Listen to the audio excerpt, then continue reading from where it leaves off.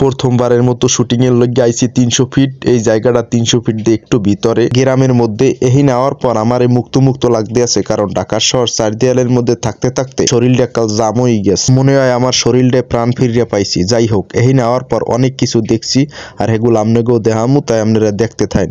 এই নেওয়ার পর দেখতে আসি অনেকগুলা কলা গাছ, যেটা মুখো বরিশালের ভাষায় বলে কেলা গাছ। আর দেখতে আসলাম পাশে অনেক লুম্ফা লুম্ফা তাল গাছ, এবং এই যে জিনিসটা দেখতে পাইতে আছেন, এই জিনিসটা হইলেও কলা, যেটা মগো বরিশালের ভাষায় বলে কেলা। এবং শুধু তাই না, আর অনেক কিছু আছে। হুঁকে হাঁটতে থাকলাম, হাঁটতে হাঁটতে দেখলাম অনেকগুলা লেবু গাছ, কিন্তু কামাইবে কি, কোনো লেবু গাছে কোনো পেরকারি লেবু হয় নাই। যাই হোক, হাঁটতে হাঁটতে একটা জিনিস দেখছি, যে জিনিসটা আমনে গুমই দেখামো, আপনাকে সবাইরই পরিচিত। যাই হোক, ক্যামেরাটা ঘুরাইয়া আমনে গুমই দেখাইতে আসি, আপনারা দেখেন। এই যে জিনিসটা দেখছেন, এই জিনিসটা কি? এই রেলে মোরসা, বরিশালের মানুষ এটাকে মোরসা বলে। এটা অনেক সময় রাইন্দিয়াও খায়, আবার হুদাও খায়। মোরসা আর চিংড়ি মাছ রাইন্দে খাইতে সেই মজা, সেই স্বাদ। ছোটকালে একসের খাইছি, এখন অবশ্য খাওয়া হয় না, গ্রামে থাকলে খাওয়া হইতে। যাই হোক, মোরসা দেখে মুই হুঙ্কের দিকে আউগাইতে আসি। হুঙ্কের দিকে আউগাই আরেকটা জিনিস দেখছি, যে জিনিসটা আপনাকে দেখাইতেছি। এই যে দেখেন, এইটা সম্ভবত ফুলকপির বাগান, কিন্তু কামইবে কি, দুর্ভাগ্যজনক ভাবে একটাও ফুলকপি হয় নাই।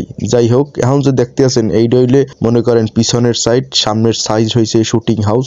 মুই এখন হুঙ্কের দিকে আউগাইতে আসি, বেশি ঘোরাঘুরি করা যাইবে না। এই যে দেখতে পাইতে আছেন বিশাল আকার বিল্ডিং, এইখানে বিভিন্ন ধরনের নাটক সিনেমার শুটিং হয়। শুটিং পারপাসে এখানে আওয়া হইছে, হ্যাঁ মনে হয় এখানে জীবনে আওয়া হইতো না। যাই হোক, দেখতে গেলাম। এই যে দেখতে পাইতেছেন কতগুলা লম্ফা লম্ফা তাল গাছ। এই তাল গাছগুলা দেখে মোর একটা কবিতা মনে পড়ে যাইতেছে। ওই দেখা যায় তাল গাছ, ওই আমাদের গা, ওইখানেতে বাস করে কানা বুগির ছা। যাই হোক গাইস, ভালো থাকেন, আজকে এই পর্যন্তই।